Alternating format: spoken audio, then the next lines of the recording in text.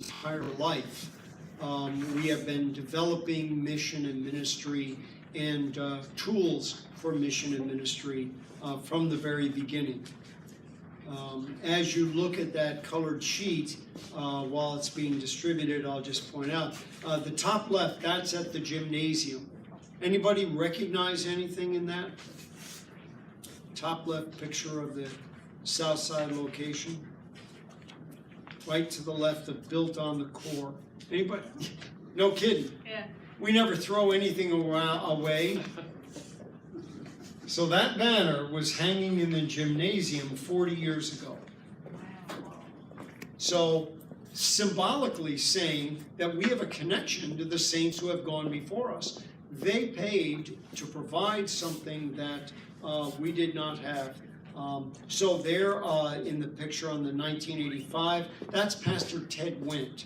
He was the first development pastor of the church, and they're doing groundbreaking at the Southside property. And a little hard to see them, but 91, building of the bump out where Pastor Phillips' office and the finance office, Jackie's office is. 93, the Shepherd Center, a building next door. And up until, everything that developed up until 1992, we were a mission church. So it was more than 10 years we were on mission support from the Synod. And very honestly, I didn't know that you weren't supposed to do any capital improvements if you were still getting mission support. They never told me. So we raised our own money to build that first edition. And then I was advised by the Division of Outreach Director that that wouldn't happen again. So we got off subsidy in 92, and then 93 built the Shepherd Center.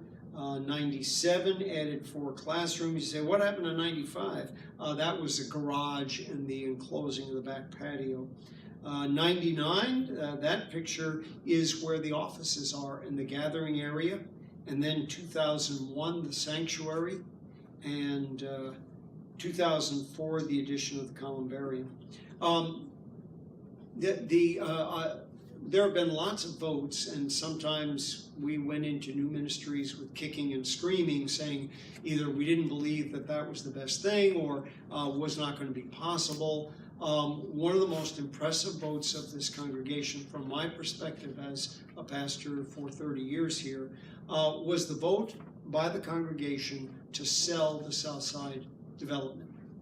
Everything that had been built, all the money that was put into it, it was put up for sale in 1993 because it was no longer effective for ministry. We built things to do ministry. And at that point, we wanted to do a school, and we could not fit it on that property.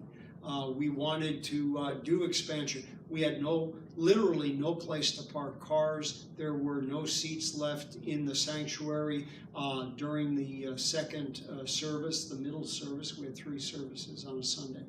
And so this congregation that put blood, sweat, tears, and dollars into those property were willing to sell it.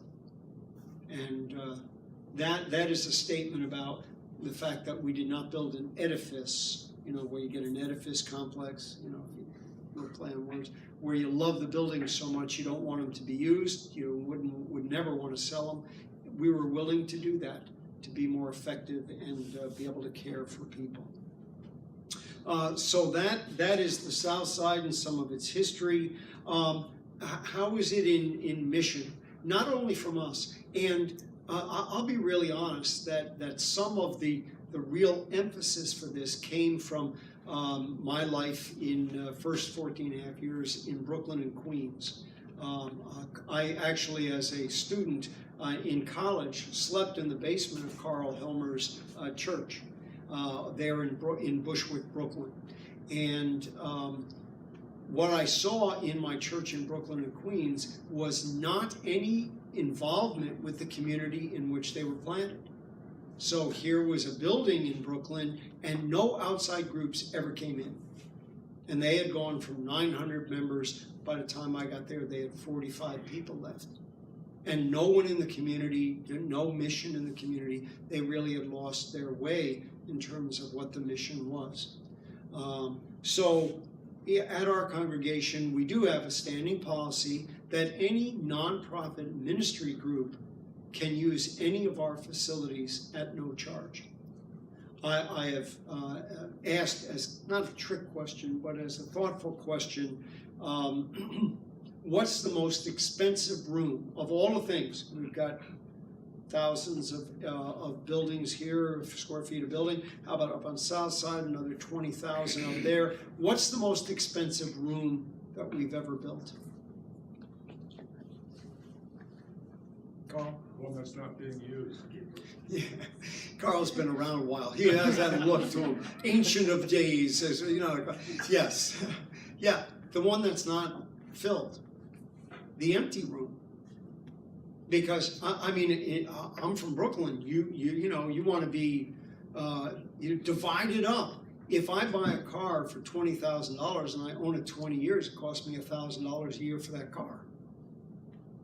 If we build a building and we have a room and it's never used, you have to, that is a very expensive room. But if you're using it around the clock, if you're using it every day, that's a tool. That's ministry.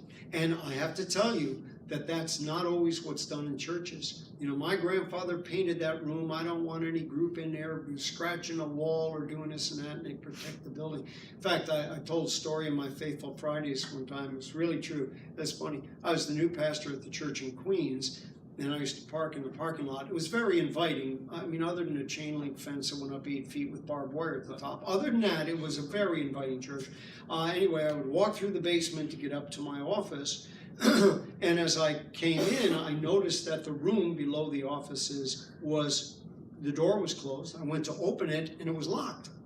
And I had a big wad of keys and I went through and I unlocked it. And the next day I came in, the door was locked. So I asked the secretary, I said, Candy, what's the deal with the, oh, you mean, and then she mentioned the name of the family. They were the AAL agents who got the money to make the pastor's conference room. I said, has the pastor ever had a conference? No, but if he ever wanted to, there's a nice room. And I said, they're not talking to me about it, so maybe you could talk to them about it, to mention that the new pastor has a key to open that door, and also the ability, I picked it up over the years, I'll change the lock and they won't have a key. We're going to use the facilities for the mission of this church. Nobody owns that room. So we put the after-school program, some of the older kids did their homework in that room. So it's not natural what we do. It takes a lot of repair and maintenance and air conditioning and lights and everything else, but that is the mission we do. So there are more than 300 people a week who are not members of this church who are on these facilities. Groups of all kinds. Some of them are there on life and death matters. Now, thanks be to God if you are not involved in any addictive groups, but we have a lot of them here. NA groups, AA groups, SA groups, Sex Anonymous, DA groups, Debtors Anonymous. All of the addictions destroy lives. And so a lot of the A groups, anonymous groups, they have people and ways to work with people that are far better even than expensive psychologists sometimes. So if you come here, you know, we've said to people at Southside, just come down, the gate will be open. Pretty good shot, the gate is open almost all the time. And then the blessing of Girl Scouts and Boy Scouts and everything else. Huge. That's our number one use of this property, used to be, maybe still is, Girl Scouts. Yeah, Girl Scouts and Boy Scouts. Not all the time. Meetings here all the time. And they are blessed. When they're not camping here, they're meeting and doing other stuff. So our members meet here at the rate of about 310 people, 335 of outside groups. The second sheet has to do with the Lakeshore. You're aware of this one, but we didn't always have it, of course. It's here you come. If you join, you look and say, oh, yeah, well, that church has this property. It was a conscious decision, purchased when the other one was for sale. And we were going to move everything lock, stock, and barrel down here. only the Southside property didn't sell after 2 years. And the decision on the part of the congregation was unanimous to become multi-site and have 2 locations. So, anybody who has worshipped in the tent, that not this one outside, the one over there by the lake, John, Worsteners, yeah, Joe and Kimberly and Carl. We bought the tent. The guy we bought the land from stayed in his house for 1 year. Junkyard dealer, had car parts and mower parts and a junkyard dog, 2, German Shepherd and a pit bull. It was a really interesting place to worship. It was like tent revival. And I moved a lot because it was so cold in the winter and it was pretty hot in the summer. So we are one of the few Lutheran churches that own a swamp cooler. We used to turn it on in the summer and blow it down the center aisle, and the 2 dogs that were outside dogs would come over and lay down in the middle of the aisle. So I had to get them up to take the offering, bring people forward for communion. It was interesting. At the end of the year, he moved everything out, and we took the barn and converted it into a church. That cost us $12,000. Good, low cost. We couldn't really get any professionals to go there because it's not really a legal building.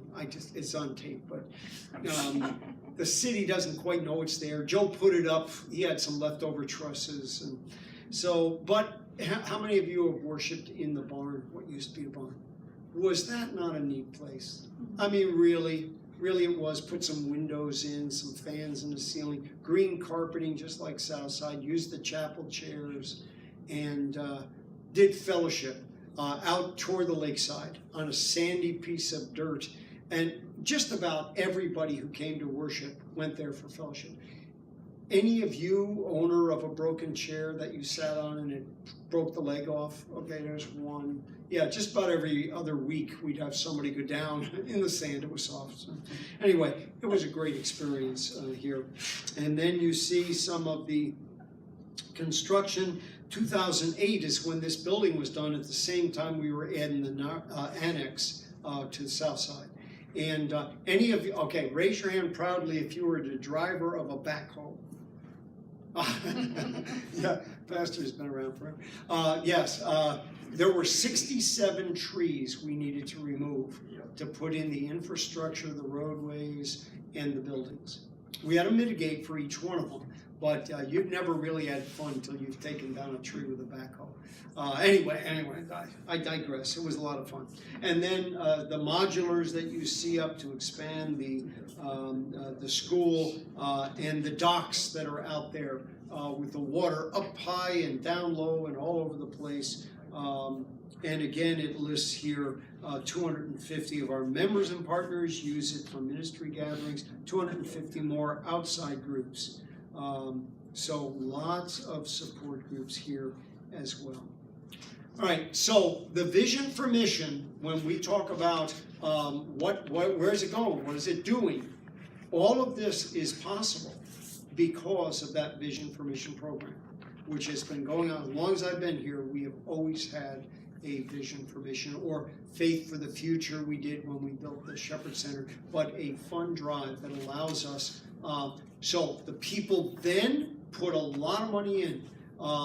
This land was $1.7 million, about 700,000, and that was cheap. I was like, oh, that's a lot of money. No, that's 1/10 the cost of land that was the next priced up on South Side, just off AC Skinner. They were going to sell us that land for $400,000, 10 acres for $400,000 an acre, $4 million. Fran looked further the next couple of months later to our location committee, came back, found 18 acres on Kiernan Boulevard between Beach and Atlantic, 18 acres available for $800,000 per acre. And the last place we looked was over, met with them about buying it on a corner of 9A and Bay Meadows, land available there. And we met with them. Charlie Skinner was the owner of the property, and it was for sale, hundreds of acres. So we could at last get our 40 acres that we aimed for, and we asked him how much, and he said, well, $25 a square foot. Do you know how many feet in an acre? 43,560. So that's $1 million an acre. So when Joe sold us this property for $40,000 an acre, it was not only under the going rate, it was an astounding value for us. So anyway, that's what I'm going to say about this Vision for Mission program that supports these two ministries still, as we are paying for them, with about $2 million left in mortgage payment. Okay, I think the next on the list is Pastor Phillips with Peru, if you would, for us.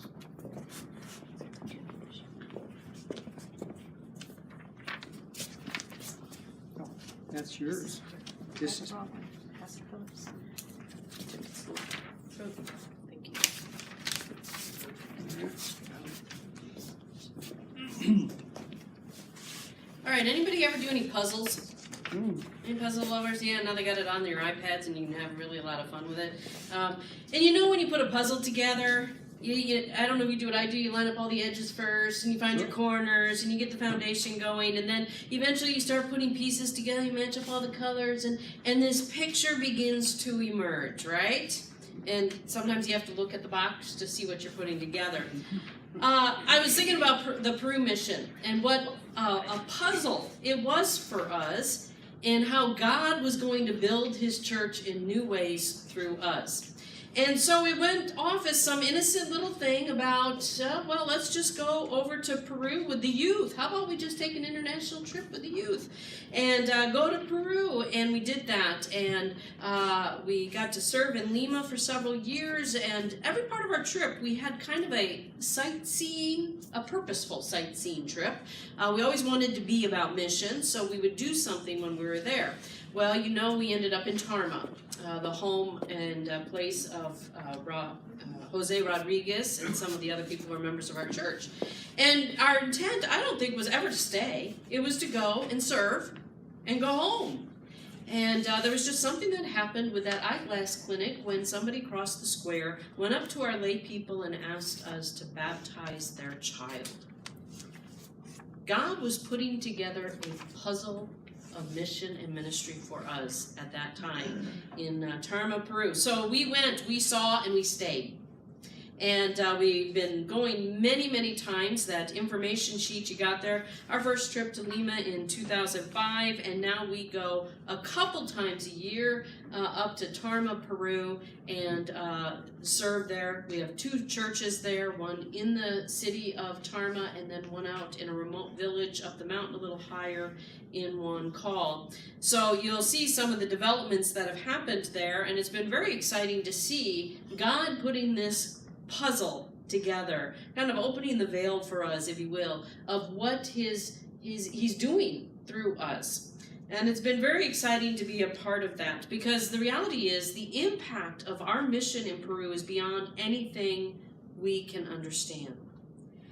We can understand what it's like to come here and be impacted personally ourselves. But for people to go 3,000 miles and to offer what you receive here, there, leaves one to scratch their head a little bit. Why in the world would we do that? Except if you look at those core principles. And that is what does inspire us. The go, therefore, making disciples. And God, we just wanted to be obedient to what God was calling us to do. And he opened the doors for us and has provided for us in abundant ways for us to support the mission and ministry going on there. I did provide for you a couple of picture pages there. And so if you look at I broke it out to the core principles there, you know, that first page of the Word and Sacrament. It is the foundation, the basis of what leads us and inspires us to be about service and ministry. It is what we provide because he has provided for us. And so there you got a couple of pictures there of worship taking place. And then a number picture 3 and 4. We have this amazing ministry that was started a couple of years ago. And it's called Kingdom Kids. It's a ministry of the church. It's like youth ministry on steroids. Okay? The kids get out of school at 1 o'clock. They come over to our church and they get a hot meal, and then they have the afternoon of study, games, fellowship, relationship building, and having a safe place to go as their parents, most of them are usually out working till very late at night, and it provides for them a place to learn and grow, not just academically, but spiritually. And that picture number 3, it's utterly amazing. This is a faith class, that picture. Now, you have Pastor Johnson asking, okay, how many were here? You know, at this point, we raise our hands, you know, well, voter, proudly, right? Back home, raise it proudly. These kids are so enthusiastic about learning Scripture, learning the Bible, learning what God has to say for them and their life. And so that's one of the classes, and I just got tickled every time Pastor Araujo would ask a question, and they're like raising their hands, they're interacting with their pastor and just learning. And there, number 4, you see the young man. Some of those children had never held a Bible before. One of our church members donated the Bibles to go to the church and to be used by Kingdom Kids. They are learning how to use the Bible, to read the Bible, to learn about the Scriptures, the stories that we hold so dear and near to our heart. And it has just been a joy and a blessing to be a part of that. The next page, pictures 5, and we do have our Life Changer ministry that we have going on right now. And I'm trying to remember if I saw that. Yeah. So far, before this year, we have sent 236 children to school. Amazing. Absolutely amazing. And that's some of the stuff the Vision for Mission Fund helps with. I mean, we do designated offerings, but if we weren't there, right, would these kids have that opportunity? And I do know we are probably somewhere over 60 more kids this year. We'll have that tally in tomorrow.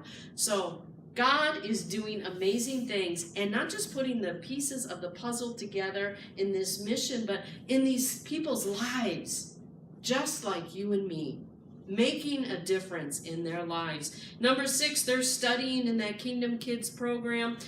We are also about, in the core principles, being care for all people. The number of things we have been able to accomplish because of your generosity and because of your giving, because of God and the Holy Spirit working on your heart is awesome. We've done things like wheelchairs, right? Recently we had a young man pass away named Jorge, and he was confined, paraplegic, confined to his bed, and his mother, Mary, has been around the church for years and years, right, since basically we've been there. Lovely lady, faith-filled lady, caring for her son, a teenager when he passed away, and but was confined to home. And she just asked, would it be possible to get a wheelchair, to be able to let him go outside? You know, he's getting a little too heavy to carry and everything else. That's one of the things we were able to do. And so he got to go outside. He got to see the sun. He got to feel the breeze. He got to see other kids. He got to be in society, not just confined to his own room, which was a blessing. But we have done wheelchairs. We have brought water, fresh water to people in little villages and communities. We have provided kitchenettes and cooking opportunities for people, providing for meals within. Does this sound like anything we do here? I mean, it's almost like we're there too, right? Well, because we are. Number 8, I never go into the pictures, but number 8, I just had to put that in because it is also about that relationships and caring for people. Seniors, some of the hardest working people. We sit back and think we're going to retire at 65, 70, 75, whatever. They will go until they have no breath left in them. They have to go until they have no breath left in them. And so the senior center, and sometimes the seniors become orphaned because the families can't take care of them. And this was one of the ladies there. And just, if you can see the appreciation in her, and it wasn't about me. I just got the blessing of having that appreciation extended. And that is a reflection of you guys, okay, of what we are doing through Shepherd of the Woods. We'll even go so far as to build a cooey-coo. That's guinea pigs. We've gotten cows, we've built bridges. Yeah, the list could go on. The care for Christ is for all people. Okay? And then down at the bottom, you see it's about relationships and building those. And the witness is to all people. I want to share a story. The young man, number 11, guy right down there at the bottom of the steps, his name's Reuben, and Reuben's been with us for many, many years. He's had some real challenges in life, and he was the one, if you read one of my Peru posts, that I shared the story about, who all of his life, people were trying to tell him that there was a God, and he couldn't believe it because of all that he had been through in life, all he had experienced in life, and he just could not believe there was a God who was like this. We say you're loving God, and yet all these things happen in life. And he was sharing a testimony in our last trip in January, early February, and he was sharing that story, and he ended it by saying, but then I knew there was a God because you showed me. Yeah. It isn't also, faith does come by hearing the word, but faith without works is dead. Our ministry and witness in Peru is reaching people, transforming lives, giving them life. Isn't that what the word does? It breathes life into us. And so God is indeed building his church through us in Tarma, Peru, and up in Huancal. And the witness, before it was us going. A couple times a year, let's go make a witness, glory, amen, right? They have been equipped now that they are making the witness. They are building the church through our help, through our assistance. But they are the ones now. If you look at these pictures, there's one thing very similar in all of them. It's the children. It's for the children. No, really, it is for the children also. But it is for the children. It is for all of God's children. And these children that we are ministering to there are also now becoming ministers, just like you and me, being witness to the gospel of Jesus Christ, being reminded of their baptism and bearing the light of Christ in a place that can be a very dark place. And so when we go, we're there to support them. We're there to let our lights shine alongside of them, to learn from them as they have learned from us. So our witness there, the puzzle continues to be pieced together. I don't think we'll ever see the final completion of it. I think that's eternity for us. But every piece of this Peru mission is God putting together his vision for us in this mission field of Tarma, Peru. Thanks be to God. Thank you, Pastor. Madeline, next.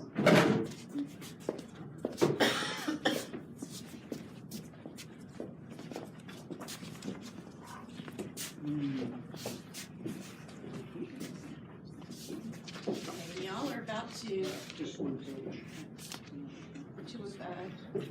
see a real miracle happen.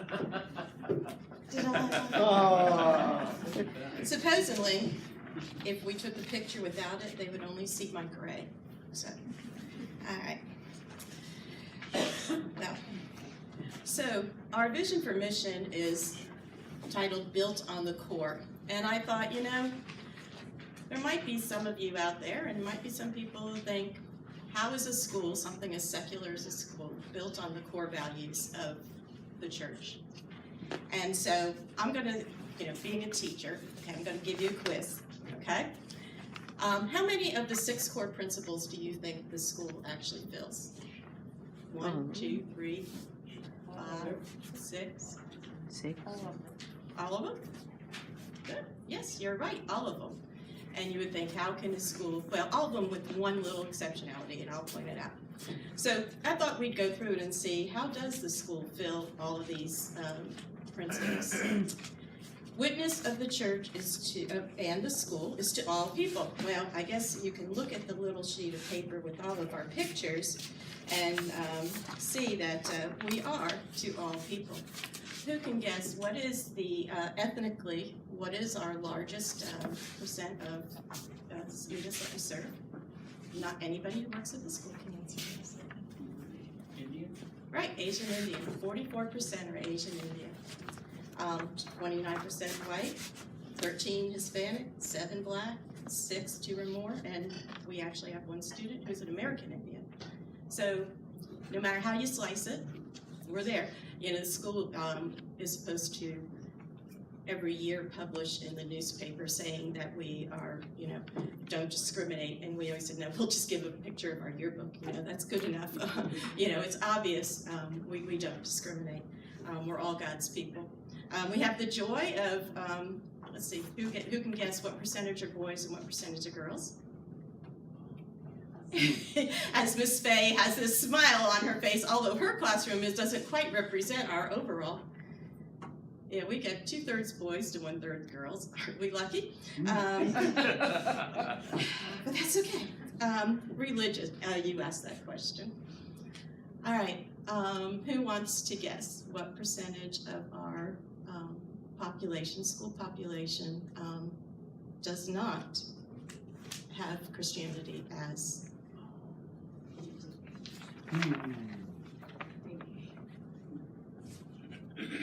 Anybody? I hear some. 45. 65%. No, not quite that. There have been some years it has been that high. This year it's not. It's a little bit lower. We have 42%. But you know the biggest issue that the biggest difference that we've seen over the years, we have seen in the past where we've had that high of a percentage. A lot depends really on how large our Southside campus is, because that's where the majority of our non-Christian families come from, although we've had here Muslims and Druids and so forth at this campus, but more and more we are seeing people who do not respond, and those are typically your unchurched. And even more, we're seeing people who are answering either not applicable, that's an interesting way to answer, or no preference. That's the next new one. So we have a lot of people out there that do not have any idea about the love of God and Jesus. And it's definitely changing, and the opportunity we have to provide that to the little ones who bring it home is so important. We have 90% of our students speak a different language at home. You know, we have 2/3 of our, 1/3 that would qualify for free and reduced lunch. And of course we have at our campus here, lots of kids who have a variety of special needs. So I don't care how you cut up the pie, we got a piece of it. And it's such a joy because we are all God's people. And as we interact with the kids, and they all recognize that they're all God's people, they see everybody else as God's people too. They don't, the world's lenses of looking at the differences disappears. Unfortunately, there's a lot of that in today's day and age, and we show the likenesses amongst us, that we're all God's children. And that's beautiful to see the kids see that, and they bring that with them. We had a parent years ago who her son attended our preschool, and she was from South Africa herself and had done lots and lots of missionary work. And we were standing in the parking lot one day, and her son was in VPK and moving on, and she said, you know, you guys really need to keep this up. She goes, and you know what, because you don't have to go anyplace. The mission field is coming to you. Just stay here, and they're coming to you. And it's true, and it's great. And every year we have a different group of kids. Sometimes it's kind of frustrating with the what seems to be a revolving door, but that just makes that many more kids that we can touch their lives, that we can change. So we do witness to all people. The next one is gathering around word and sacrament. We do that in so many ways. We don't, that's the only little caveat. We don't do sacrament purposely because we have such a diverse group. We don't want anybody to feel left out, but we do gather around word all the time. And that is something that is done throughout the day. And what's really special, and one of Pastor Johnson's favorite things is when we do the Christmas programs, and all the parents, of course, are taking videos of the Christmas story with their kids in it and sending it throughout the world to see. They might be looking at the child, but they're also hearing the story at the same time. So that word is getting spread in so many different ways. And, the word is to be known and carried out by ambassadors for Christ. What better ambassadors than those little ones? Who does not listen to a little kid? Little kid comes up singing, Jesus loves me. Are you going to tell him to be quiet? No. When the little kids go home and they say to their parents who don't have a religious background or a religious background different than ours, they say, oh no, we need to say blessing before we eat. They're not going to say no to their child, and they don't.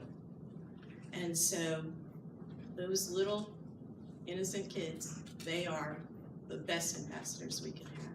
And that's what we get the opportunity to do, is to share it with them so they can go out and share with others. And how many of those little ambassadors have we spread around the world so far? 1,300. 1,300 kids have come contact with us. And I like the cute little statistic that, if we have one of our preschoolers who's a half-day program with us all year, that's the same as if they got 10 years worth of Sunday school. So we get a little bit of impact, just a little bit. So even if they only spent a half a year with us, they still have gotten so much that they can go out and share. It really is remarkable.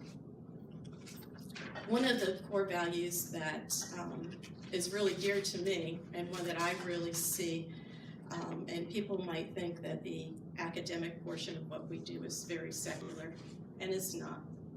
To me, that touches my heart the most, because all that we have is a gift from God and be used for the cause of Christ. So many people are lost in this day and age, and they don't know what they want to do in life. And we have the opportunity from when they're little to help them figure out what is that gift, being 4'9", 4'10", being good at whatever. At last week's, I got to hear Pastor Device 2 weeks in a row this time. Last week he talked about, your gift could be anything, and that you need to use your gift. And it's true. People can have any type of gift, but they need to know that that's God's gift to them and how they can use it in the world. And we can help the kids do that. And I think that's even so very important here at this campus. A lot of the kids that we get that don't come into us right at kindergarten have failed in another school, according to society. They have had some difficulties, and they don't feel like they have anything good inside of them. But we can help them see that God loves them and God has something good inside of them. They just need to find it, and they need to use it. They need to go forward and share that. And what gives me one of the most joys is when kids tell other kids, hey, but you're good at this. I can't do that. They share that feeling of we all can be good at something. And when they can share that with their friends, that is so empowering. And for them to know that, they all don't have to be good at math. They all don't have to be good at reading. They all don't have, we don't look at terminal endpoints when we are testing or grading. We look at their growth. We look at how much they're improving. We look at how far they're going towards that goal of developing the gifts that God has given them. And that is so important. And, we've even had the opportunity to do that with staff, help them grow in ways. To me, that is one of the best things we can do. We had a parent comment on one of our surveys saying, along with giving the students the tools and direction to succeed, the school provides a loving Christian environment for our son. So the direction of having them look to see what has God given me is so important. Not only do we serve all people as they come into us, but service is a thing that we really work on with the kids. And we have them reach out and serve each other. We have them serve into the community. Try to recognize how really gifted they are in so many ways. You know, a lot of our kids, you know, nowadays think if they don't have something that, you know, they're oh so poor, you know. But we try to relate to them, you know, kids who are very sick. We just did the Pennies for Patients, which is for the Leukemia and Lymphoma Society, and they raised $871. Not only that, but to me the most important part was they raised enough. They raised over $750. They could have received a lunch from Olive Garden, or they had a choice of taking that lunch and donating the funds back. And they almost unanimously, we had 2 out of 37 that didn't vote that way. They said they wanted to give back and not have the dinner.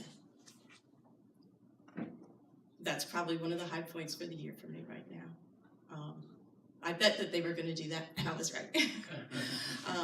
Because these kids have hearts, and we're able to feed those hearts in ways that outside of these walls is very, very hard to do. It's everything that goes against what we are feeding them is on that outside world, and it's hard.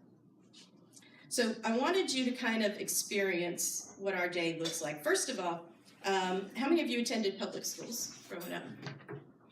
Okay, private schools? A couple. Parochial school?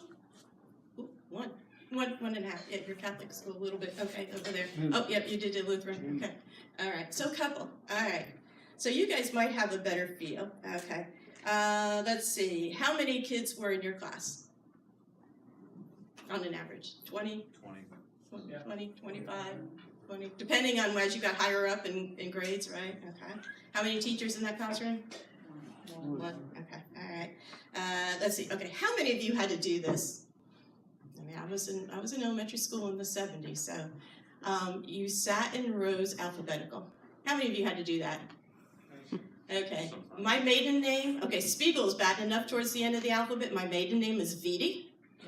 Okay, and I stopped growing when I was in elementary school, so I was like, you know, always short, so being in the last seat in the last row was not necessarily the best thing for me, but I got to do that, you know, okay.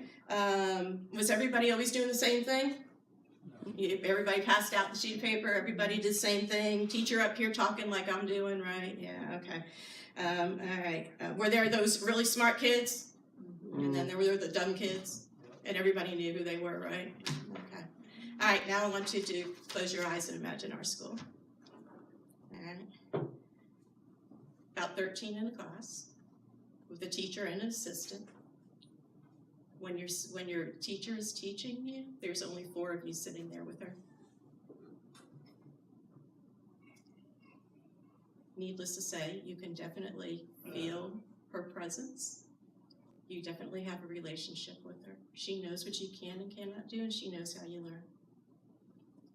You're working towards mastery, so if you don't get it, she doesn't have to go on to the next thing tomorrow. She gets on working on that. Okay? Everybody knows they have a gift and supports each other. There's not someone saying, oh, well, you know, that's the smart group, you know, because they all know that everybody has something good inside of them. You get up and move every 30 minutes. Ooh, how many of you had to sit in your seat the whole 6 hours? You get to pray. You get to sing. You get to go outside every day. Those that have kids in school right now, there's a law that says they're supposed to do that, but they kind of get. You're like one big family. You know all the teachers know you, all the kids know you, you know all the kids, you know the kids' family. You feel safe. You feel loved, you feel calm. Those are all the things that are described in our school. When we do our accreditation surveys, when we have our parents survey, those are all the things that they talk about. The relationships that are built, the way that we can help the kids grow, the calmness, the safeness, the peacefulness. I have a letter here from one of our parents that gave one of our teachers in December for Christmas. She's new to our school, chronologically a 3rd grader, working about 1st grade. Our family has changed since, I'm going to say her name, it happens to be my name and even spelled the same way. Madeline has attended Shepherd of the Woods School. Last year, Madeline was sick a lot. She picked her skin like crazy and had many other things going on. She is so happy, calm, and comfortable. Thank you for accepting her the way she is and caring about her. She has learned more this half of the school year than she has in all of her years in school in Duval County. You have given us a gift that is priceless. Thank you so much. Those are the things that we can do here. Those are the things that are priceless. We have one of our young men who left last year. It was heartbreaking for all of us. He'd been with us since first grade. Definitely not only was he changed, but he changed us too.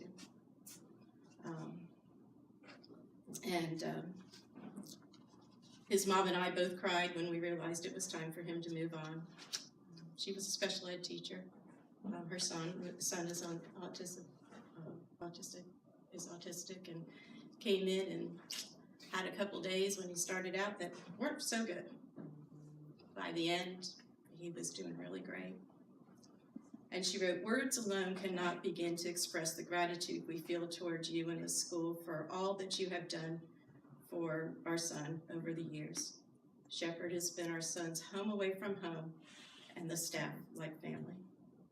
Thank you for keeping him safe and nurtured, for giving him boundaries and unconditional love, for believing in him and pushing him to the best he could be and helping him rise to that challenge. Although we're not certain that if this is the time for him to move on, we are always certain that you and everyone at the school will always hold an irreplaceable place in his heart and in ours." About 2 weeks later, after we got this, Mom sent me an email saying, we were riding down the street, and her son said to her out of the blue, says, Mom, that little school in the woods sure did a lot of big things for me. He is right now very successful as a 8th grader in a school that 8 years ago his parents would never have thought could happen.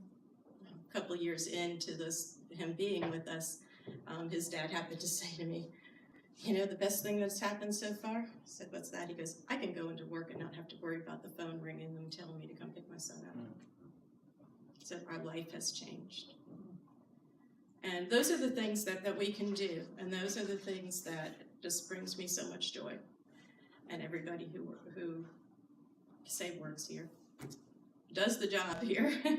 It's not work. It's a ministry. It's a vocation. It's all possible because you guys allow us to do this.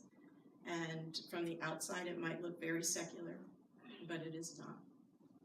It is a way that we can touch the future, or we can touch the world in a way, just like in Peru, it's the little ones that are starting that and spreading that. We need that here, and we can do it. Is it a struggle some days? Yeah, but God always provides. And, it is definitely probably the most fulfilling thing I've ever done in my life. And I'm grateful to everybody for the opportunity I have to do that. And your support, not only through the Vision for Mission, but also, through your prayers.